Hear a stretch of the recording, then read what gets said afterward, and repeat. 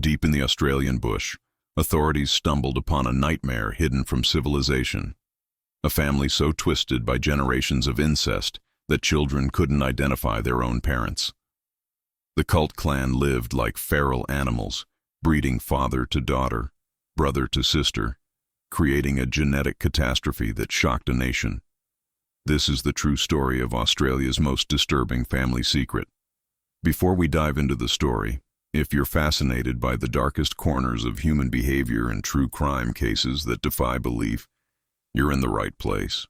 Click the like button and subscribe so you never miss stories that reveal the truth behind closed doors. And after you've subscribed, write in the comments where you're watching from and what brought you here today. Now, let's continue with the story.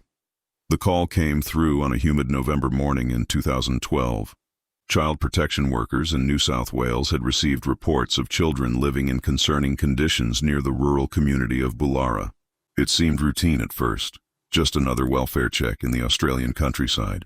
But as caseworker Jennifer Martinez drove down the dusty dirt road deeper into the isolated bushland, an uneasy feeling settled in her stomach.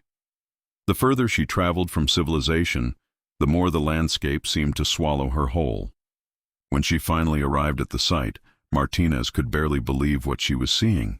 Scattered across a hidden clearing were ramshackle tents, rotting caravans listing to one side, and crude shacks constructed from scrap metal and tarps. There was no running water, no electricity, no proper sanitation. The smell hit her first, a pungent mixture of unwashed bodies, human waste, and decay. Then she saw them, children emerging from the shadows like wild creatures, their faces smeared with dirt, their hair matted and tangled, their clothing little more than rags. Martinez counted at least a dozen children, ranging from toddlers to teenagers. Their eyes held a strange emptiness, a lack of the curiosity or fear that normal children might display when confronted with strangers. They simply stared, silent and unmoving. Some had visible deformities, eyes that didn't quite align, limbs that seemed malformed. One girl, perhaps 10 years old, had a severe speech impediment that made her words nearly incomprehensible. As more caseworkers and police officers arrived at the scene, the true scope of the situation began to reveal itself. Adults emerged from the shelters, equally filthy and disheveled, their expressions defiant yet oddly blank. They spoke in thick, almost incomprehensible accents, their grammar broken and childlike. When asked basic questions about the children, their identities, their relationships, the answers made no sense. A woman claimed to be both sister and mother to the same child. A man couldn't explain who had fathered his daughter's baby. The officers exchanged troubled glances. Something was deeply, fundamentally wrong here. This wasn't just poverty or neglect. This was something far darker, something that would soon expose itself as one of the most disturbing cases in Australian history. As the children were slowly coaxed into vehicles, as investigators began photographing the squalid camp, nobody yet understood the full horror of what they had discovered. The Colt family's terrible secret was only beginning to emerge from the shadows, and what it would reveal about human depravity would shock an entire nation to its core. The full horror of the camp became clear as investigators spent the next several hours documenting the scene. What they found defied every standard of human habitation. The children had been living in conditions that wouldn't be acceptable for livestock.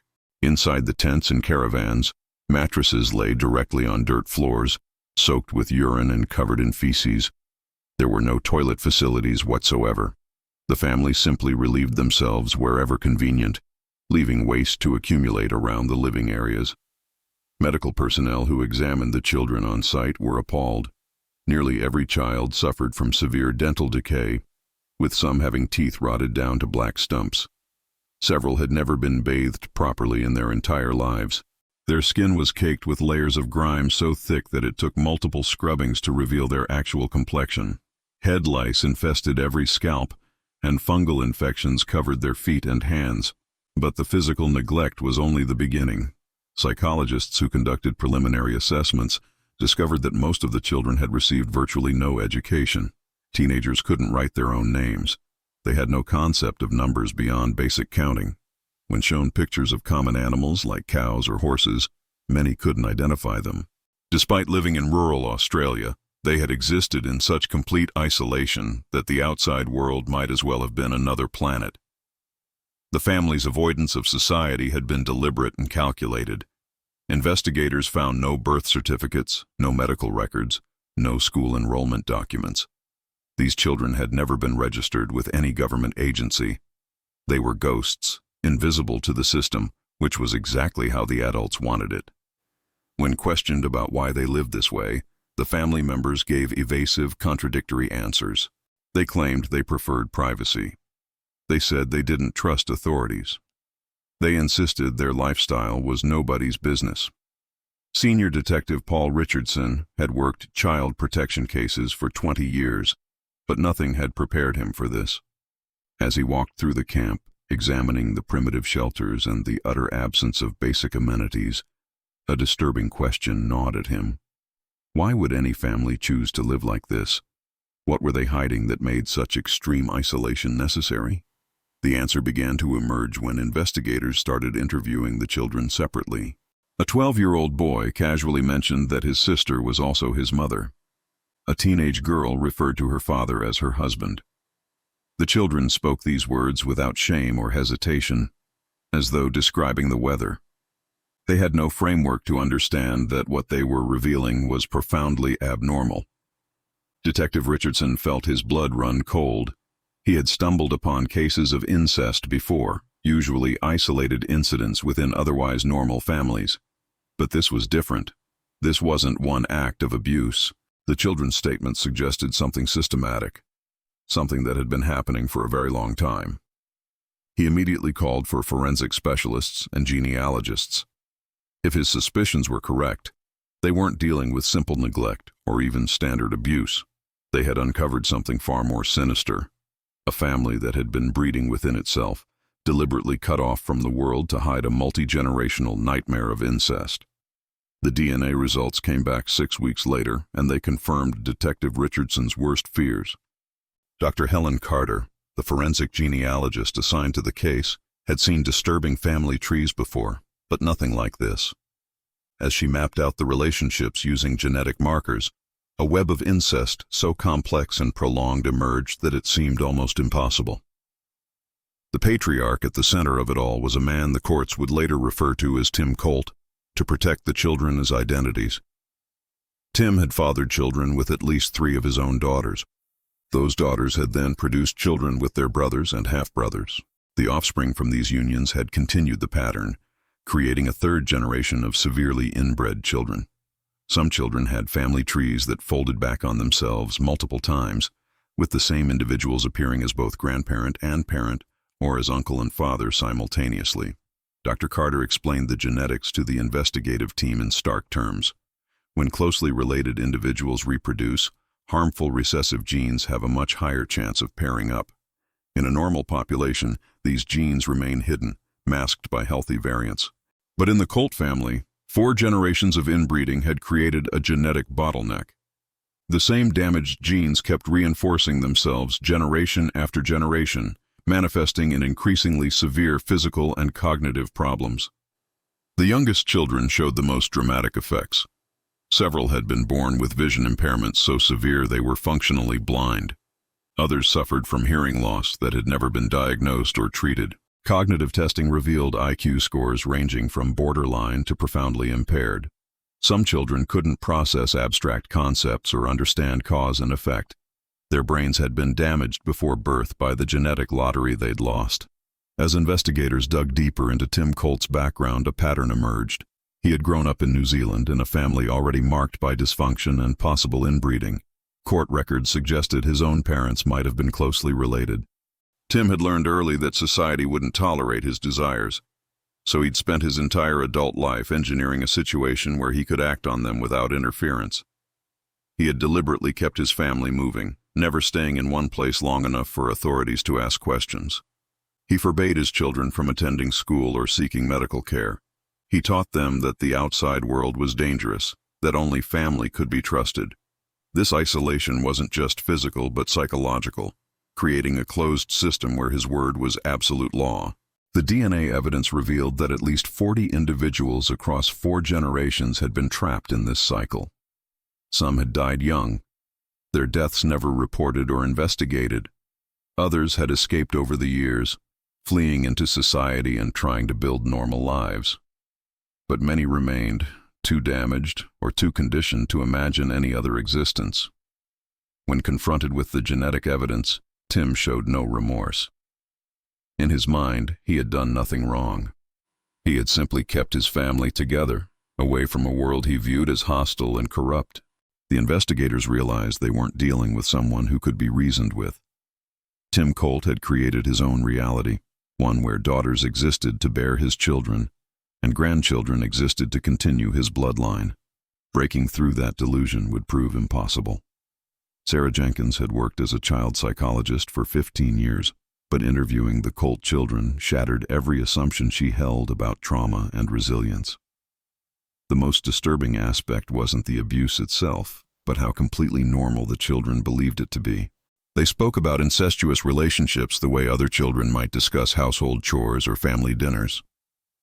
A 14-year-old girl named Betty, one of Tim's granddaughters, described sleeping with her uncle brother without any apparent distress. When asked if this bothered her, she looked genuinely confused by the question. In her world, this was simply what families did.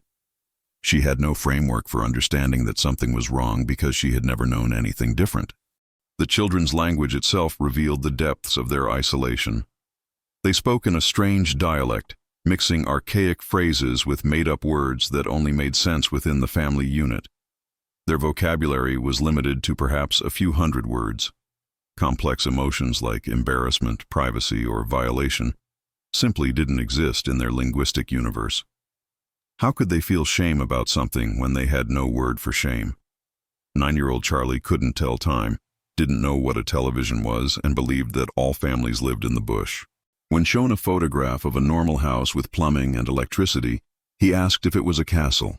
His concept of reality had been shaped entirely by the squalid camp. Trees, dirt, and ramshackle shelters were all he had ever known. What haunted Jenkins most was the children's matter-of-fact acceptance of sexual contact. They described it with the same unevoked emotional tone as brushing teeth or eating breakfast. There was no language of coercion or force because they had been groomed from birth to view these acts as natural family bonding. The abuse had been so thoroughly normalized that the children couldn't even recognize themselves as victims. Some children displayed behaviors that suggested buried trauma despite their outward acceptance. 16-year-old Martha rocked constantly, her eyes unfocused and distant. 10-year-old Ruth pulled out her own hair in clumps when stressed. These physical manifestations told a story their words couldn't articulate.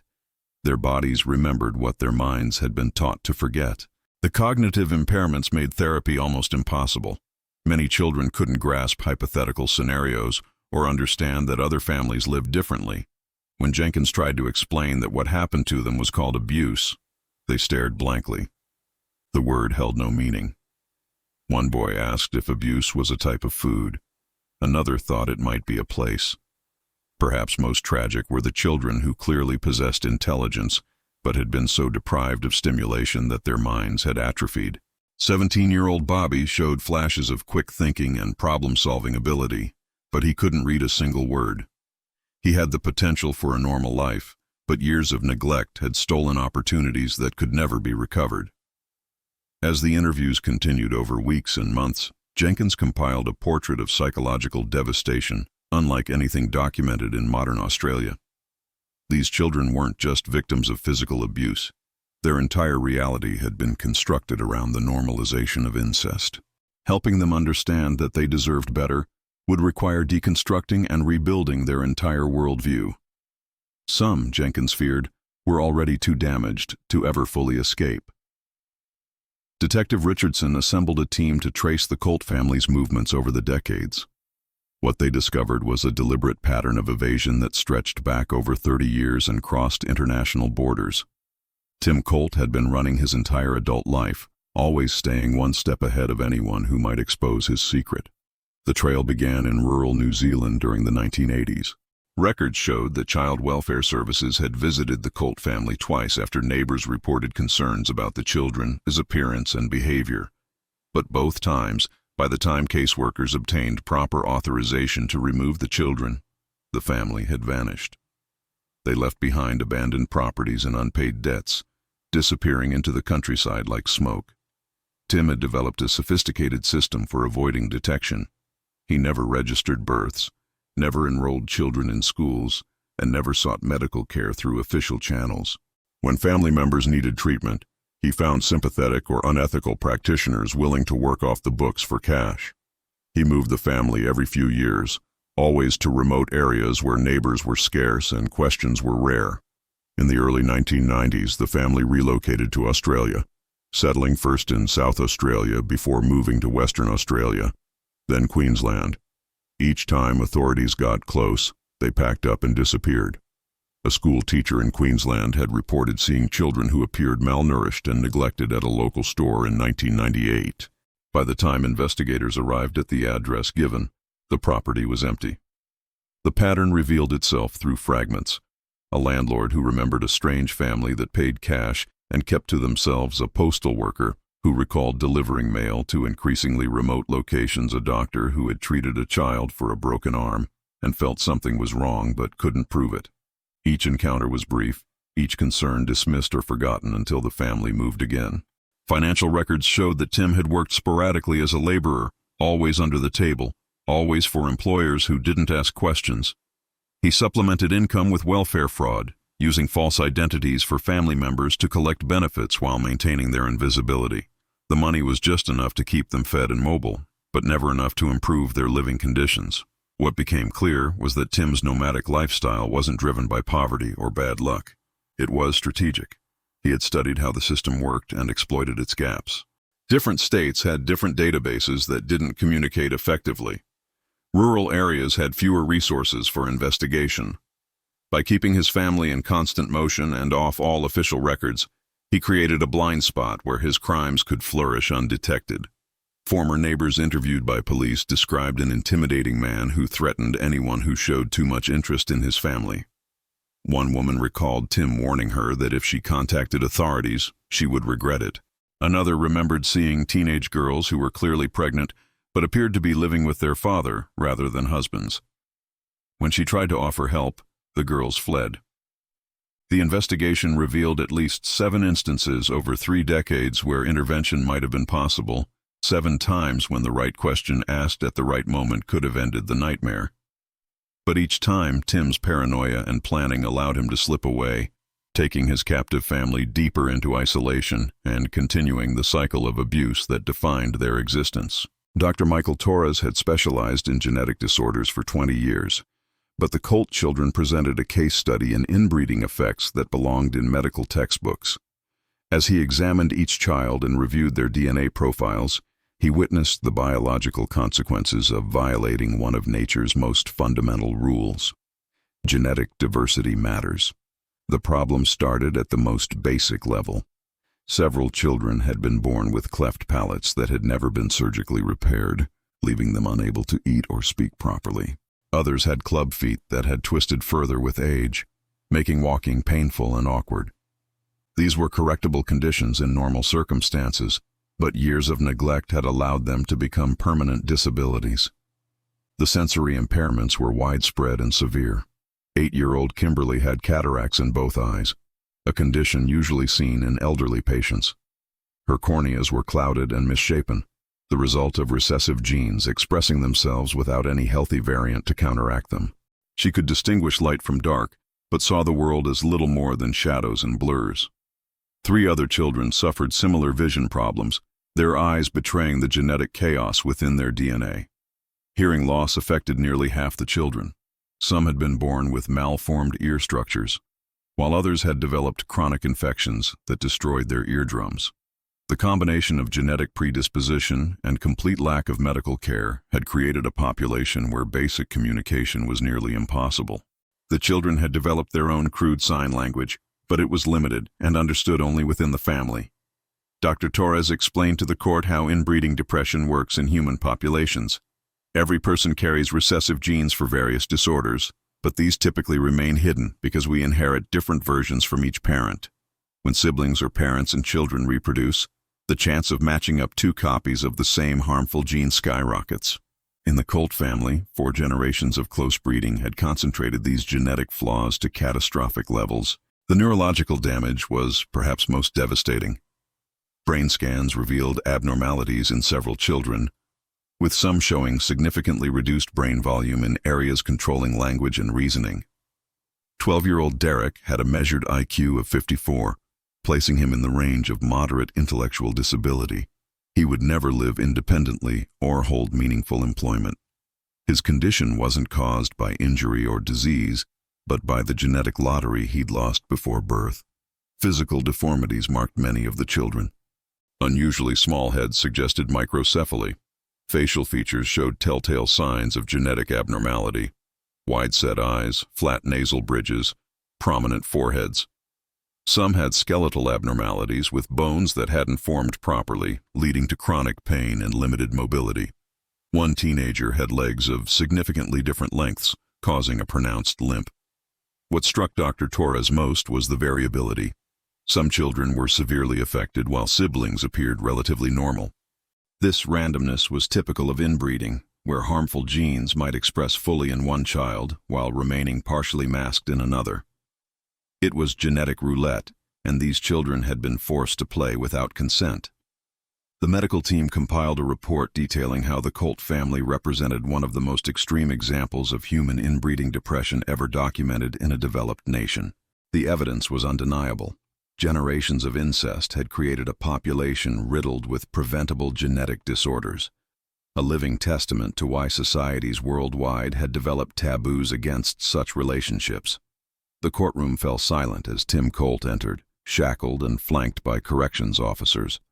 Alongside him sat 4 other adult family members, each facing multiple charges of incest and child abuse. What should have been a straightforward prosecution became one of the most legally complex cases in New South Wales history. Prosecutor Amanda Chen faced an unprecedented challenge. The evidence was overwhelming. DNA tests, medical reports, and testimonies all pointed to systematic incest spanning decades. But the defense strategy wasn't to deny the facts. Instead, it questioned whether the defendants could truly be held criminally responsible for actions they genuinely believed were acceptable. Educational specialists designed programs from scratch. Traditional schooling was impossible when students couldn't recognize letters or count past 10.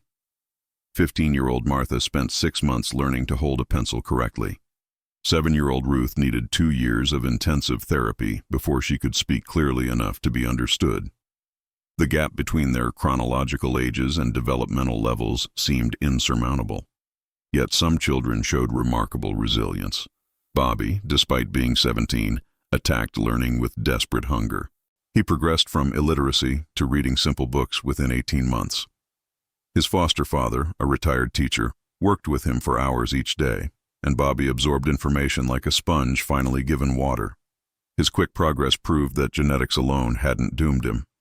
Neglect had been the real thief, but Bobby's success was the exception. Most children plateaued at elementary school levels regardless of how much support they received. The critical windows for language development and abstract thinking had closed years ago. Their brains had been deprived during crucial formation periods, and no amount of intervention could fully compensate for those lost years.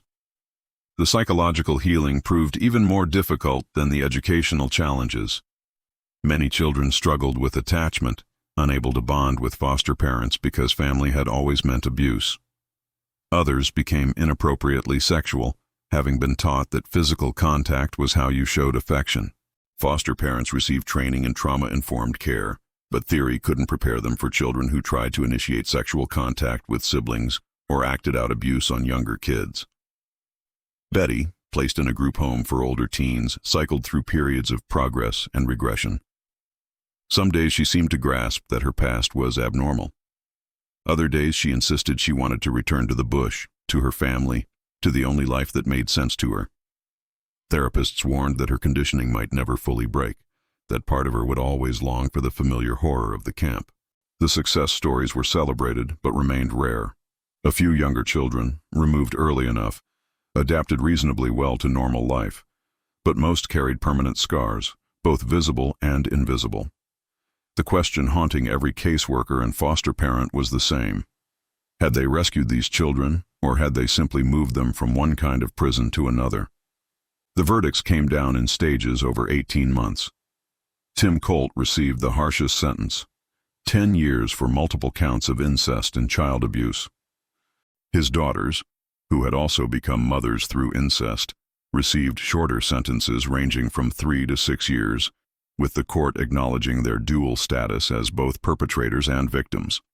But Judge Henderson's sentencing remarks revealed deep frustration with the limitations of the legal system. Prison time would punish the crimes already committed, but what would prevent this from happening again? Tim would eventually be released. So would the others. And then what? The court had no mechanism to ensure the family wouldn't simply regroup and restart their nightmare. The case exposed gaping holes in Australia's child protection infrastructure. The Colt family had slipped between jurisdictions for decades because databases didn't communicate across state lines. A welfare check in Queensland created no red flags in New South Wales. The family's deliberate avoidance of birth registration meant many children remained invisible to the system even after the camp's discovery. Child Protection Minister Elizabeth Morrison faced intense questioning in Parliament. How could 40 people live off the grid for generations? Why had multiple warning signs been ignored? Morrison promised reforms, better interstate coordination, mandatory birth registration enforcement, and increased resources for rural welfare checks. Critics argued these were band-aids on a system that needed surgery. More troubling were the family members who had never been found. Detective Richardson's investigation identified at least 8 adults who had been part of the clan at various times but had disappeared. Some had likely died, their deaths unreported and bodies never recovered, but others had simply vanished into society. Were they living normal lives now, or had they started new isolated groups elsewhere? The fear intensified when, 6 months after the trial concluded, 2 adult Colt daughters who had received probation disappeared. Kathy and Rhonda Colt were supposed to report weekly to parole officers and attend mandatory counseling. They attended 3 sessions, then vanished. Despite nationwide alerts, they were never located.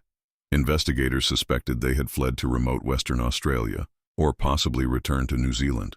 The women were adults, not wanted for additional crimes, so resources for finding them were limited. But the question haunted everyone involved. Were they pregnant? Had they taken younger family members with them? Were they even now establishing a new camp somewhere in the vast Australian outback? Tim Colt himself showed no signs of rehabilitation in prison. Guards reported that he spent his time writing rambling manifestos about family loyalty and government tyranny. He received letters from several of his daughters despite court orders limiting contact. Prison officials intercepted some, but others likely got through. The content of those that were caught suggested continued emotional control, with Tim instructing his daughters to keep the family strong and wait for me. Lawyers specializing in child protection law pointed to the Colt case as evidence that the system was fundamentally broken. Punishment after the fact wasn't enough.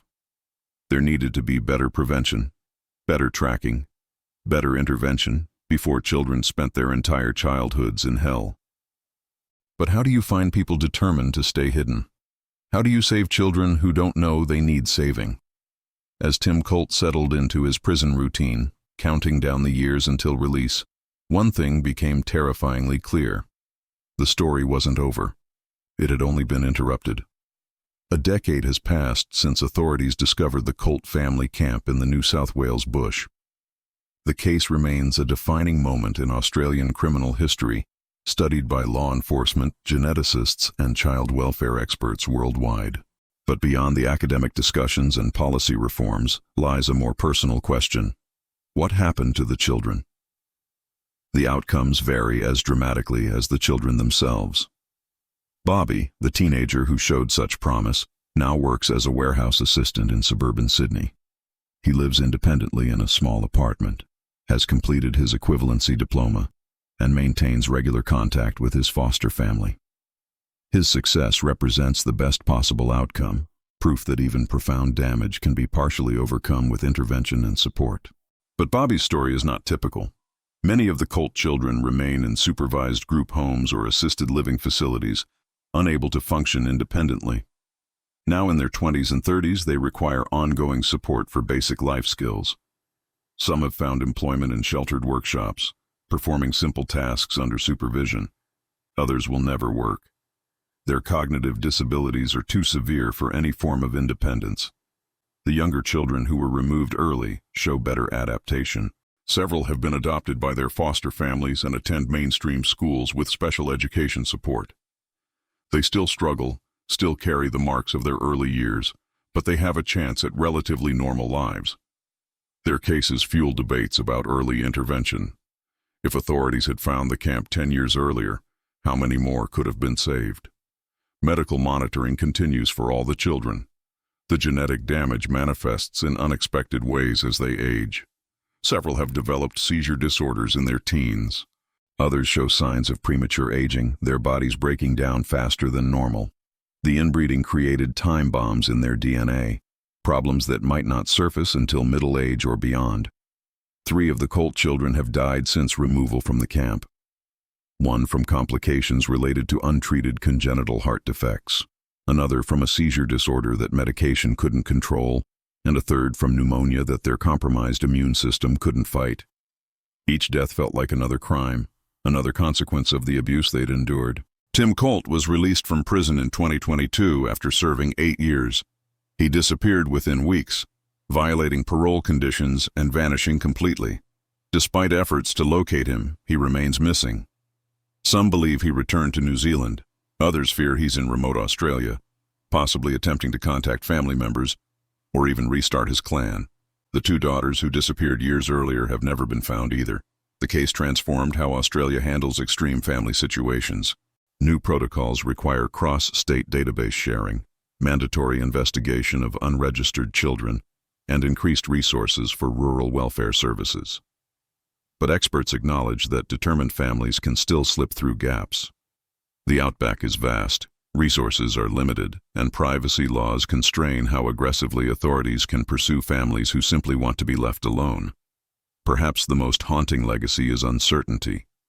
Are there other families like the Colts hidden in remote areas, breeding generation after generation in isolation? Could this happen again? The uncomfortable answer is yes. The Colt Clan proved that modern surveillance and social services aren't foolproof. Evil that wants to hide can still find shadows deep enough. If this story has shocked you, disturbed you, or made you realize how easily vulnerable people can slip through society's cracks, then smash that like button and subscribe. Share this video because stories like this need to be told, remembered, and used to push for change. The Colt children deserved better. Future children deserve better. And that starts with people like you refusing to look away from uncomfortable truths. Stay safe, stay vigilant, and I'll see you in the next video.